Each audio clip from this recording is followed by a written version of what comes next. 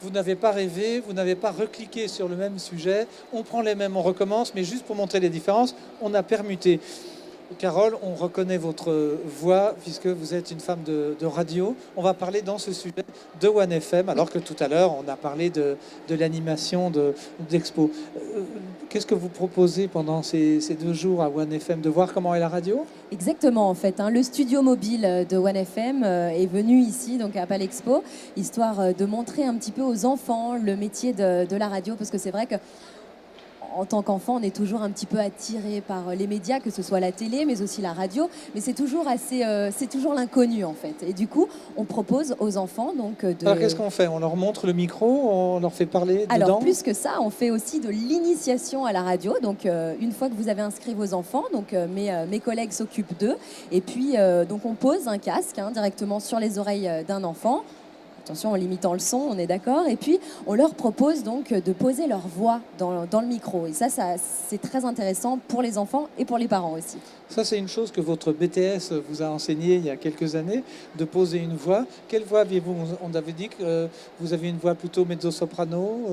Alors, j'avais pas du tout la même voix au départ. C'est vrai que j'avais la voix un petit peu plus aiguë. Et puis, au fur et à mesure c'est surtout la radio qui m'a aidé à poser la voix. Parce que voilà, c'est vraiment ça.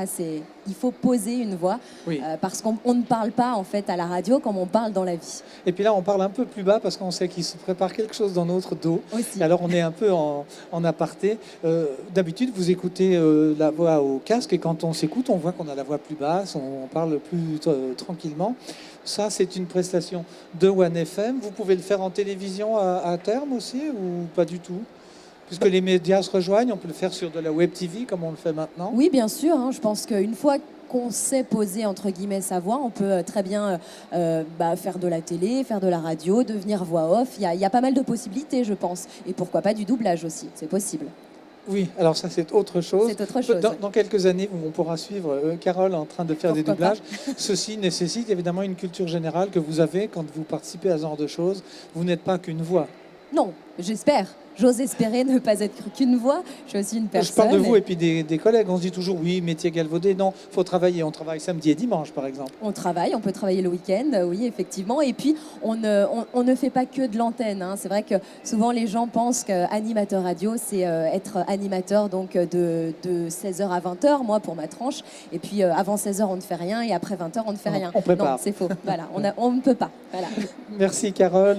Merci à vous. On va laisser la place. Vous pouvez peut-être annoncer le spectacle pendant qu'on Bien est. évidemment, oui, une fois que j'aurai le programme donc devant les yeux. Oui. Alors, ce sont les ateliers des comédies musicales, en fait, de Genève, Oui. qui vont nous proposer un best-of. Voilà, best-of des ateliers des comédies musicales de Genève. Faut savoir que vous les avez retrouvés ce matin en atelier. Atelier Violetta, ils proposaient eux aussi une initiation donc, pour les enfants d'Expo Junior. Voilà, on l'a fait en direct. Merci beaucoup. On laisse la place au spectacle. Merci. Merci. À bientôt.